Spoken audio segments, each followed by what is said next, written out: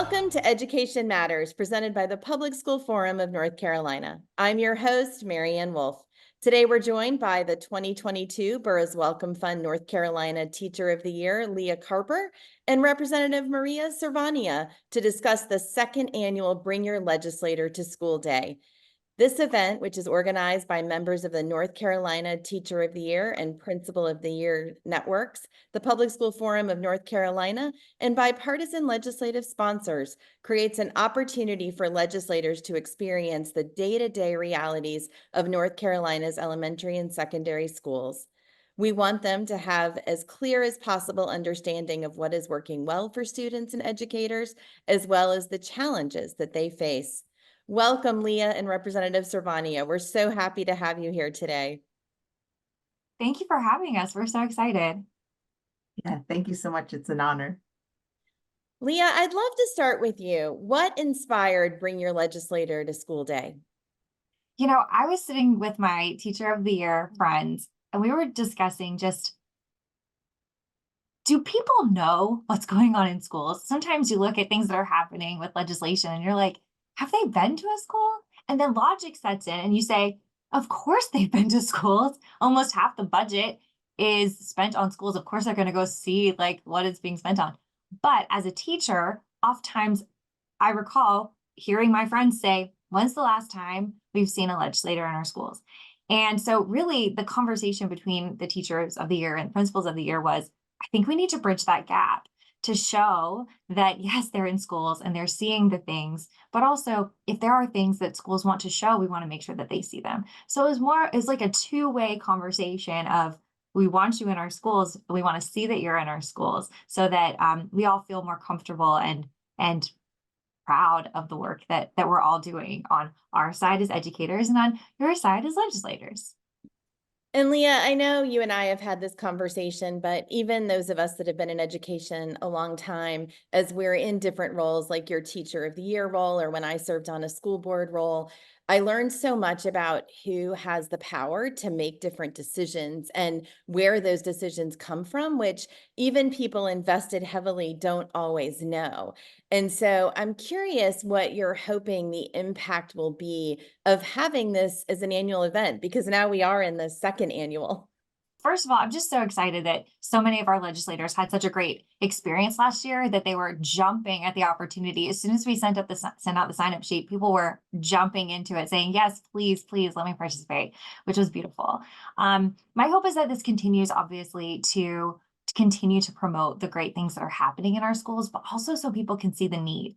One of our biggest conversations we have with districts as they're preparing for this day is, don't just show all the shiny things. We want them to see like their investment happening, but also what else do we need? What else can we do? Yesterday, I got this text message from one of my mentors, and he said, we're always working, we're never finished. And I thought, that is it, right? Like there's always something more that we can do to help our students. We're never finished here. And so my hope is that we come into this year and every year with this question of, what have we done well and what else can we keep doing to do what's right for kids? Thank you. And Representative Cervania, I know you were one of those eager to participate, right? And I'm curious, what inspired you to participate when this opportunity was presented? So I often am out in our district talking with parents, talking with students, but I think having this day is more specific to the students' needs. I know we make decisions for students pre-K, younger, to those who can't quite vote yet.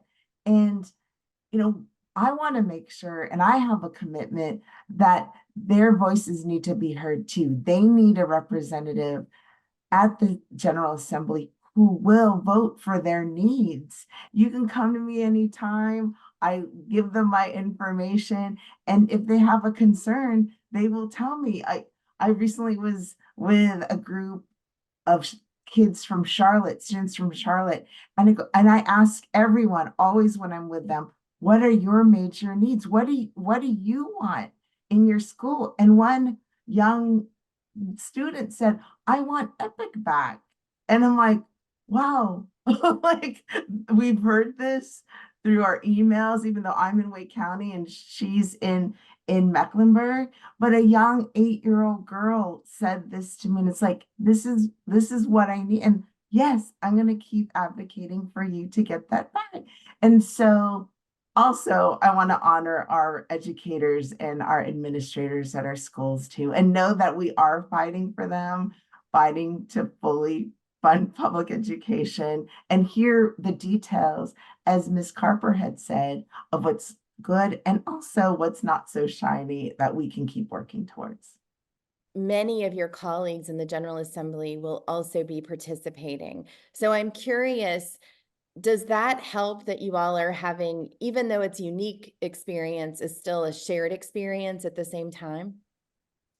Yes, most definitely. And we're doing it all over the state, right? And when we come back from those days, and many of us go to multiple schools at multiple levels of grades and education, and we come back, like last year, we came back and talked about our experiences and what we see and what we can work on together for the change. You know, we try to make sure that, and we all come from different walks of life, we are of different party affiliations, but we know we want to keep our students in a place that's safe, that they are thriving, and they will contribute as wonderful future North Carolinians in the workforce and in society as a whole. So we have a lot of commonality, even though we might be in the one corner from Manteo to Murphy. All our experiences end up being so wonderful to share. And then, we vote on things in Manteo and Murphy. So I want to make sure I respect that too and advocate for them as well.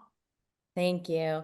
And Leah, what are you hoping and what have you seen about how educators and legislators can or maybe should work together for North Carolina students? When I see legislation, making crossover, and I'm like, oh, this might happen, this is something that might happen. My hope is that our legislators feel comfortable reaching out to educators and to families. And so that's the point of this day. Reach out and ask, hey, how is this going to affect your students and in your population? And how does this affect your community? Will this benefit your students or will this hurt a certain population of students? And so my hope is that through these type of initiatives, that relationships are built and people know who they can pick up the phone and call.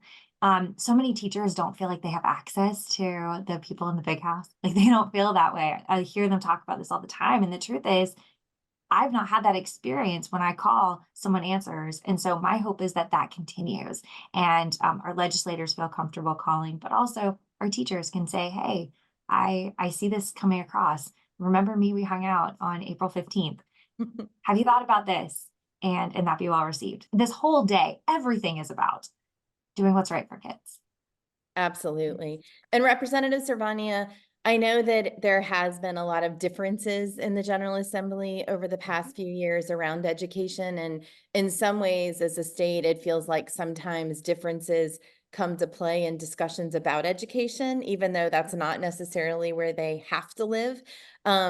I'm curious if you have advice for people listening. So this could be parents, grandparents, community members, teachers, right? Any of the people listening right now.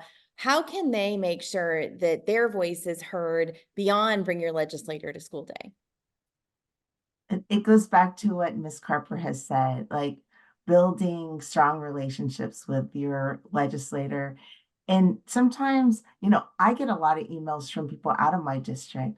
Sometimes you have to go to somebody who may not be directly your representative or directly your senator, just to know that sometimes they may not agree with the direction that you may want to go when you want to see your school or your child's trajectory in education. You still should contact your direct representative, but always know that we're advocating for all of you. So feel free to build relationships even beyond your district. And like Ms. Carper said, don't know that we're here for you. I wish that people would know that our doors are open, and not to be afraid to contact us because we make these decisions. Me personally, I need to know. Like, I take the title of representative so seriously.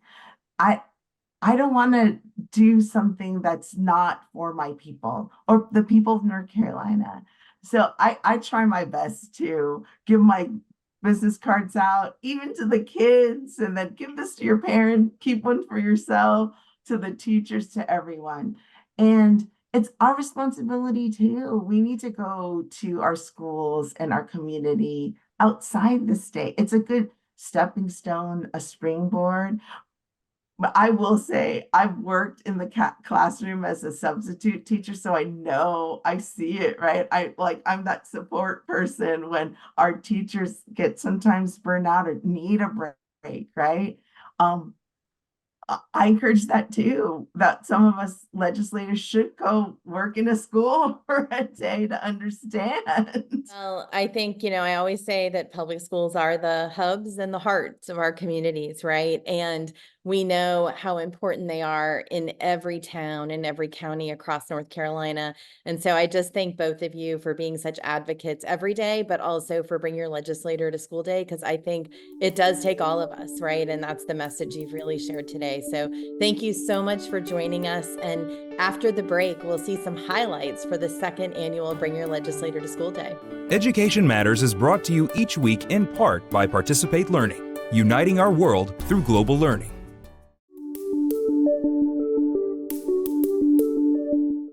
Welcome back. We are so pleased to be able to show you some highlights from the second annual Bring Your Legislator to School Day.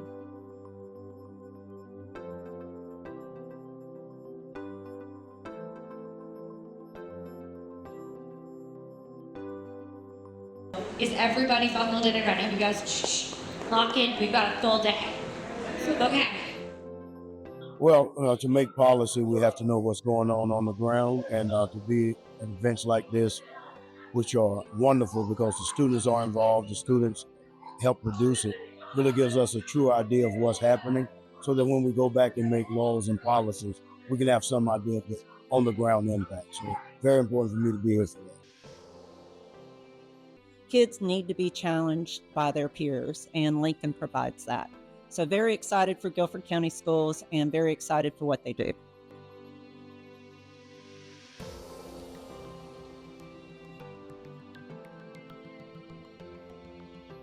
I don't think there's anywhere more important to be. All that we talk about and work on at the state level only matters as much as it's improving the lives of kids.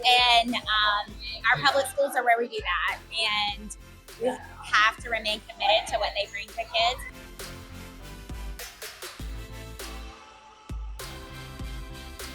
But not all. We'll also talk about our strategic direction and how it aligns with our legislative priorities and connect the two.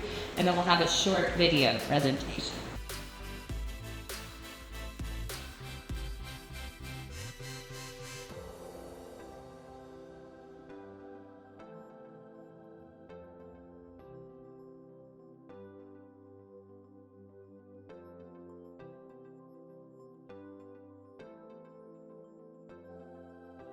As a former Guilford County Commissioner, I'm very familiar with the Commissioner's position in funding the school system.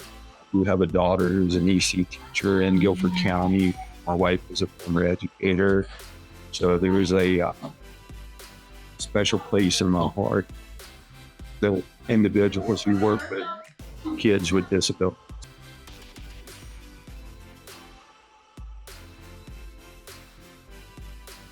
I've been on the board for going on 12 years, and the amazing things that are going on in our schools, especially at Gateway and our special needs schools. The staff steps up. I'm just so grateful. I'm grateful for my students. I'm grateful for our representatives and our senator who came out today to support the work, and all over the state that there are so many of our great legislators who care so much about our schools that they want to spend a day in them. So ultimately, I'm just really grateful.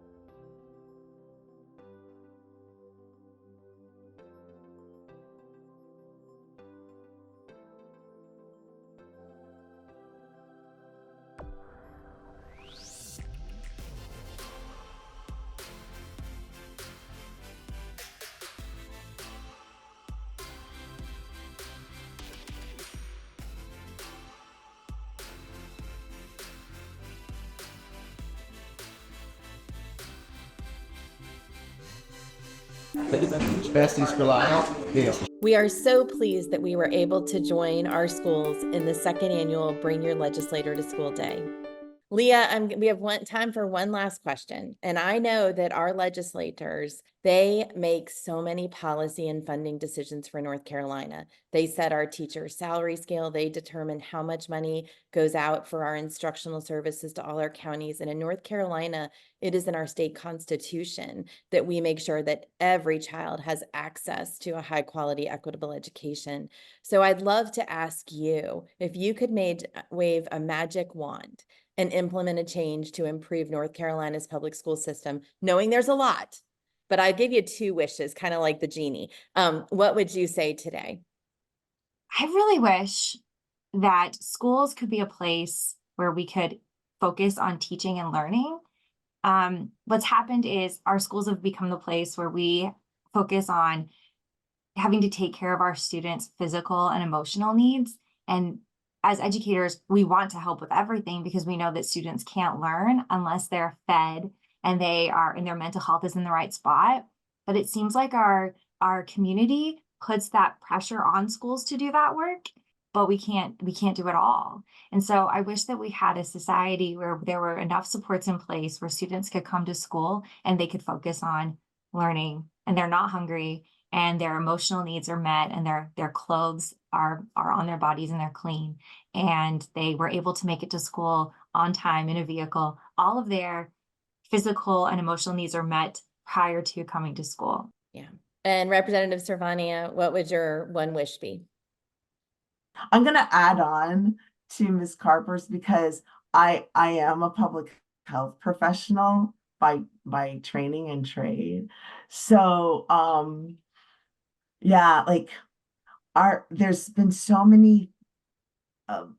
much research and so many communities all over the country who take what Ms. Carper said seriously, that it is a symbiotic, like the community and the school are taking their responsibility where they need to be, where teachers live in the neighborhood and, police officers are like in the neighborhood are seen not as SRO and disciplinarians, but part of the educational process too. Grandparents or older adults like come in and volunteer and they like impart their sage wisdom on our kids and how like what history is and what our world is about or has been about, like that we are all in this together and that we have a commitment to our children because they're part of our community. That's how I remember I grew up. Like even, I am of faith and even our church was part, but like the church doesn't talk about doctrine. They did like volunteer work to supplement the emotional and the just the sustainable needs of the students in my elementary school. And like nonprofits came, like, I was a Girl Scout because they came in and and all these like Boys Club, Girls Club, junior achievement, like all of these programs to give us a window to the world, to understand what we can be, not just like, not that what we can't be, but all these possibilities. And so that's what I wish, that we have children, students who can see that there's no impossibility.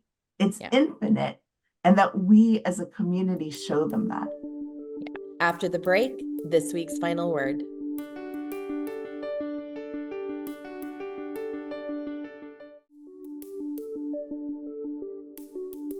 As in many other states, state-level elected officials in North Carolina play a crucial role in shaping policies that affect communities at large, particularly when it comes to public education.